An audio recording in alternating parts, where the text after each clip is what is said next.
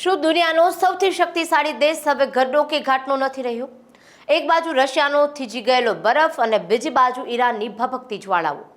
આ બે યુદ્ધોની વચ્ચે અમેરિકા અત્યારે એવા વળાંક પર ઊભો છે કે જ્યાં તે નથી આગળ વધી શકતું કે નથી પાછળ હટી શકતું.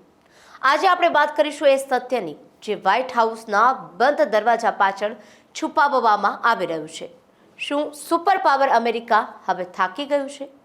દુનિયાને લાગે છે કે અમેરિકા પાસે હથિયારોનો અખૂટ ભંડાર છે, પણ હકીકત કંઈક અલગ છે. છેલ્લા 2 વર્ષમાં યુક્રેનને બચાવવાની જીદમાં અમેરિકાએ પોતાની વર્ષોથી જમા કરેલી સ્ટ્રિંગર અને જેવલિન મિસાઇલોનો મોટો જથ્થો વાપરી નાખ્યો છે. હવે જ્યારે ઈરાન અને ઇઝરાયલ સામસામે છે, ત્યારે વોશિંગ્ટન પાસે પોતાના સાથીઓને આપવા માટે દારૂગોળો ખૂટી રહ્યો છે.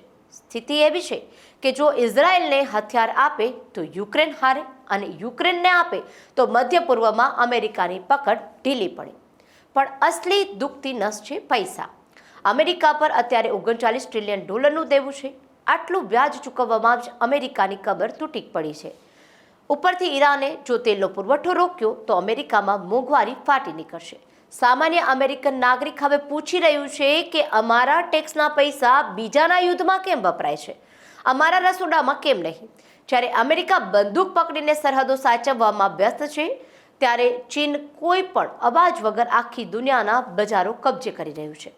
અમેરિકા વોર લડી રહ્યું છે અને ચીન વ્યાપાર કરી રહ્યું છે. અંતે જીત કોની થશે એ તમે સમજી શકો છો.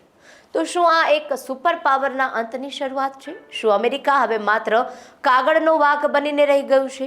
રશિયા અને ઈરાન વચ્ચે ફસાયેલું અમેરિકા હવે કયો રસ્તો પસંદ કરશે એ તો સમય જ બતાવશે. પણ એક વાત નક્કી છે કે દુનિયાનું પલડું હવે ફરી રહ્યું છે.